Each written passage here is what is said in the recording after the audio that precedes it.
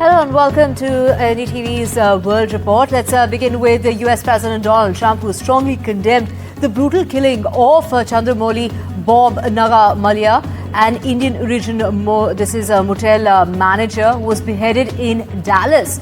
Now, this took place last week by a Cuban migrant. And now it is Donald Trump who's taken to his social media site Truth and said that he is promising to make America safe again and declared that his administration would not be soft on illegal immigrant criminals. My colleague Vishal joining us in order to get us more on this. Vishal, take us through, Donald Trump there talking about how illegal immigrants is now going to be something that he's going to be looking at. And, take us through what's really happened here in this particular regard. He's gone on to say that the man will be tried for first-degree murder.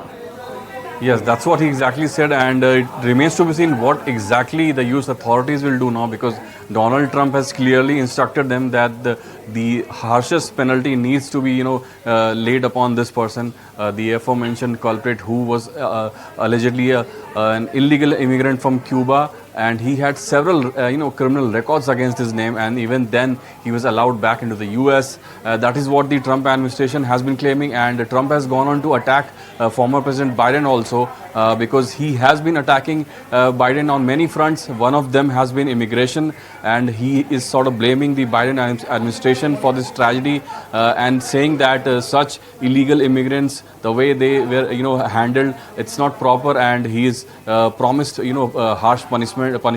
It has to be seen what kind of punishment this person will get, but many experts have speculated that the capital punishment could be tried in this case, because it is a very gruesome case, and it has gone on to shock the world, because the images tell the whole story, the whole sequence of events, the gruesome details. They are all on the internet, and they've all been shared across the way the man was chased after, and the way he was hacked, and the way he was killed in front of his family. It's a series of gruesome details, and the series of tragedies that unfolded on that day. So all of that will be analyzed by the authorities when the sentencing is done, when the case is properly analyzed.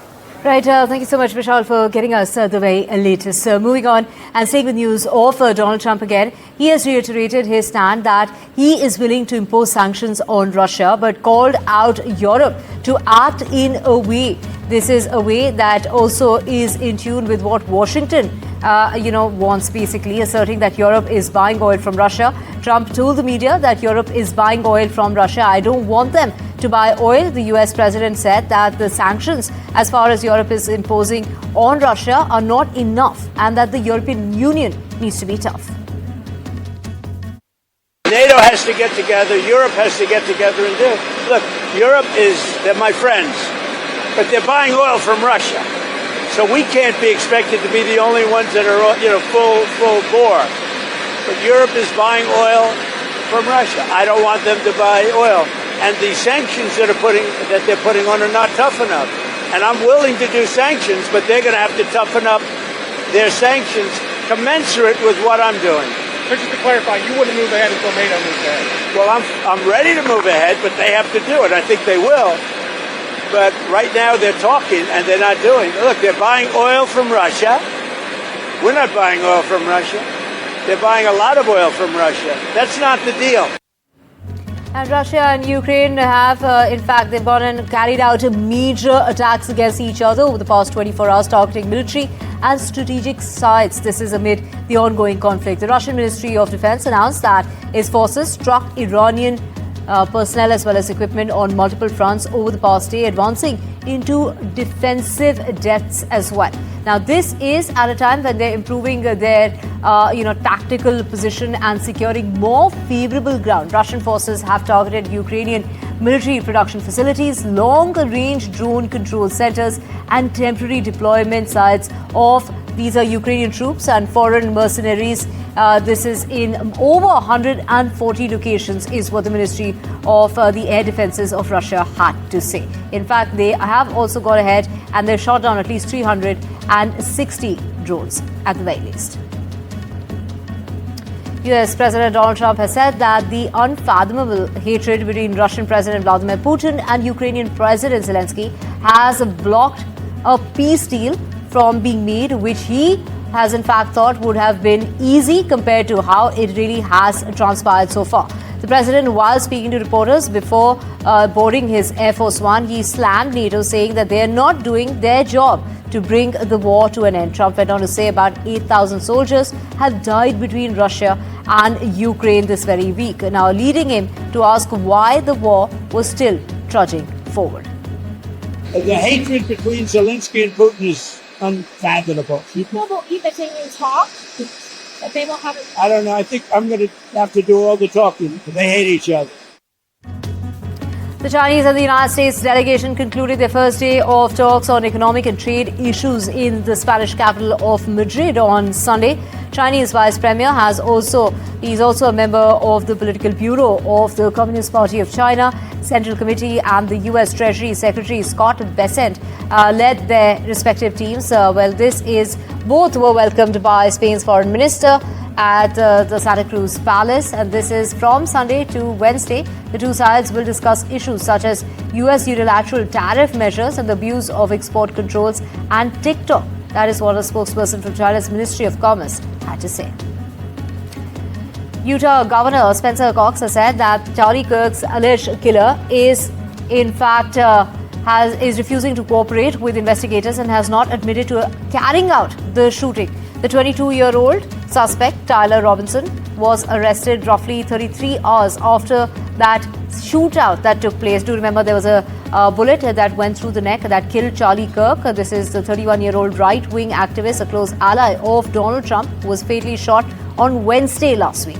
Now, this is, of course, the authorities are going on to say that there are people who are close to him. In fact, they are the ones who are assisting the authorities with the investigation. But this man, the suspect, refuses to cooperate. Brazilian former President Bolsonaro on Sunday briefly left his home in Bigford. He has really been under house arrest to undergo a medical procedure. That's what he was allowed for at a nearby hospital. His first public appearances, he was handed a 27-year-long prison sentence.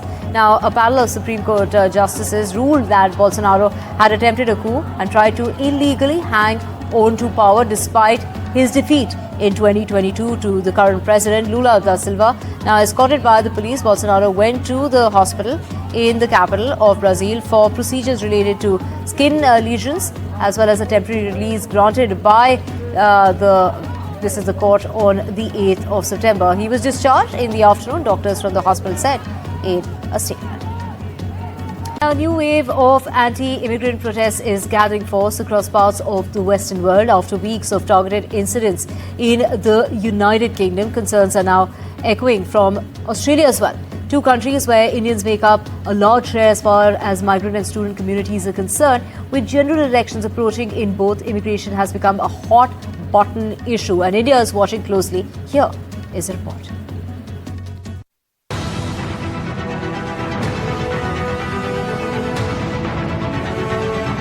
It began quietly, then intensified. More than 110,000 demonstrators flooded central London in a massive anti-immigration protest, described by analysts as the UK's most significant far-right mobilisation in modern times. The United Kingdom rally, led by far-right figure Tommy Robinson, drew attendees from across the country and quickly escalated into violence, resulting in multiple injuries among police officers. You, the British public, have now made London the battleground for this fight. We're going to do it again. I'm sorry, some people couldn't hear because there's too many of us. We didn't get to finish it. We didn't get to kill our clothes and speeches. We didn't get to tell you our vision of how we can change this country, but we're going to. We're going to do it again. In the UK, at least 3 to 4 anti-immigration flashpoints have emerged over the past month in areas like Knowsley, Loughton and parts of Kent. Protesters have rallied outside migrant housing facilities, alleging strain on public resources. But critics say the anger is being fueled by nationalist rhetoric and pre-election politics. With over 1.2 million Indians in the UK, including doctors, engineers and students, the tone of the discourse is raising alarm.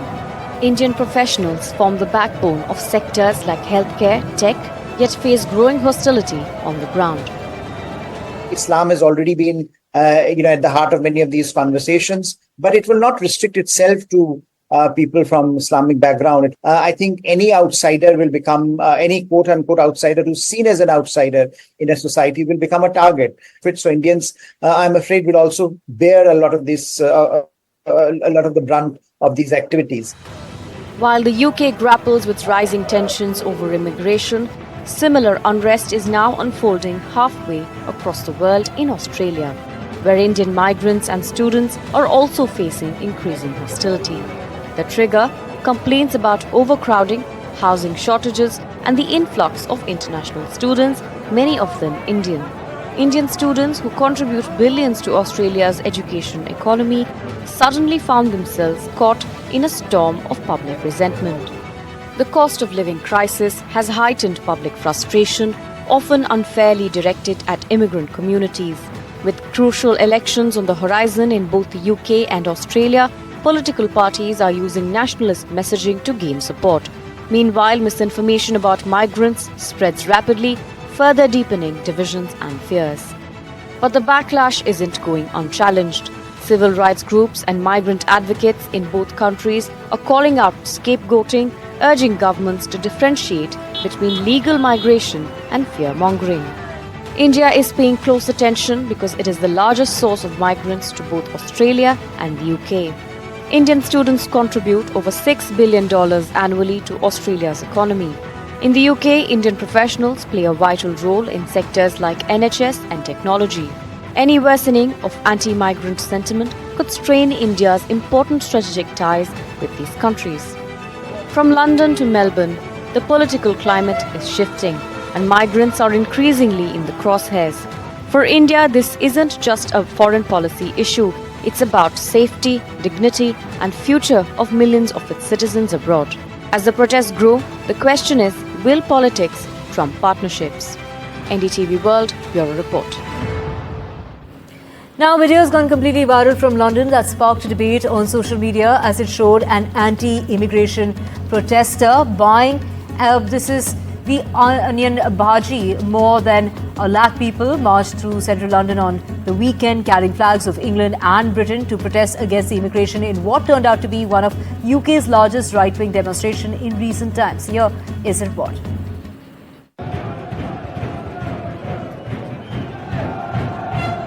Friday saw massive protests in central London. Placards, slogans, and strong sentiments against immigration.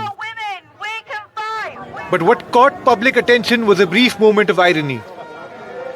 A man carrying an anti-immigration sign was filmed stopping mid-protest to buy an onion bhaji, a staple of South Asian cuisine. The irony wasn't lost on social media. The video, posted online, quickly went viral, triggering debate about the selective acceptance of immigrant contributions. The irony is palpable, one user commented. Another added, enjoying the flavors brought by immigrants while protesting their presence. That's rich. From curry houses to tech hubs, immigrant communities, especially from South Asia, have long been vital to the UK's economic and cultural identity. And while political rhetoric may target migrants, the daily life of Britain tells another story. One where immigrant labour, food and culture are deeply ingrained. This isn't just about a snack, it's about the subconscious acceptance of what immigration has brought in everyday British life. As the UK wrestles with the rise in anti-immigration sentiment, the real question may be, can one separate the culture from the people? With Mohammed Ghazali, this is an NDTV report. And with that, we're slipping into a short break. Back with a whole lot more on the other side. Stay with us.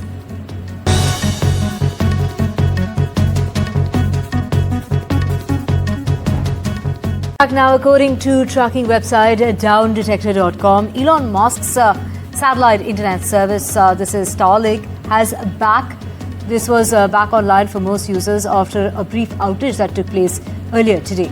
The number of US users reporting issues fell below 1,000 as of 1:15 a.m. from that peak of more than 43,000 users. The platform tracks outage by collating status reports from multiple sources. And China's factory output and retail sales reported their weakest growth since last year in August, keeping pressure on Beijing to roll out more stimulus in order to fend off a sharp slowdown in the world's second largest economy. The disappointing data split economists and these are others as far as policymakers that would need more near-term fiscal support to hit their annual growth target of around 5%, with the manufacturers awaiting more clarity on a US trade deal and the domestic demand curve by a wobbly job market and property crisis. Australia's ANZ Group has agreed to pay $159.5 million. The Australian corporator, this is the regulator, as far as the largest ever penalty that is against a single entity over systemic failures ranging from acting, this is unconscionably, in a government bond, that is a deal, to charging dead customers. The penalties announced today are a troubling milestone as far as Australia's fourth largest bank, which last week announced 3,500 job cuts as the new CEO looks to improve profitability at a price. Now, this is that it already is required to hold more capital in reserve than its peers this is due in part to fallout from the bond trade. And time to get you some entertainment news now. The Apple TV workplace thriller Severance got off to a strong start. This was on the 77th Emmy Awards, which took place earlier today with a pair of acting wins. It was adolescent Owen Cooper, who has become the youngest male to ever win an acting award at the Emmys at the age of 15. He, of course, has won that Outstanding Supporting Actor. Well, also it was Jake Gyllenhaal who paid a surprise visit to Owen Cooper just before the Emmys, the day before the Emmys, only to present him with a lucky duck as a token of encouragement. Cooper went on to make history as the youngest Emmy winner. The pitch and the studio were the biggest winners of the night. Sydney Sweeney, as well as Pedro Pascal and Jenna Ortega, were amongst the big names on the red carpet.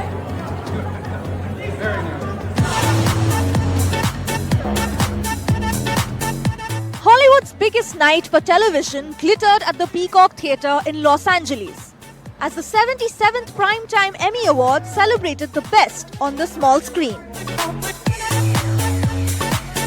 Comedian Nate Bargatze made his Emmy hosting debut, keeping things light as the trophies rolled out.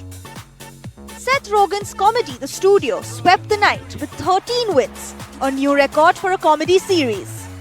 Meanwhile, HBO Max drama The Pitt scored the night's top prize, Best Drama, edging out the heavyweight contender Severance. At just 15, British actor Owen Cooper made Emmy history, the youngest male winner ever for his chilling turn in Netflix's limited series Adolescence, which also took home Best Limited Series. It means so much to me. It means so much to me, my family, the people back home. It's just, I genuinely don't know what to say really, but yeah, it just means the world to me, so yeah. And beyond the glitz, a political flashpoint. Several stars were artists for ceasefire red pins, calling for an end to Israel's military campaign in Gaza. Among them, Megan Stalter and Javier Bardem, lending star power to the movement. A night of record breakers, bold statements, and fresh wave of winners. The Emmys proving once again, television is still the stage for the biggest stories. Bureau Report, NDTV.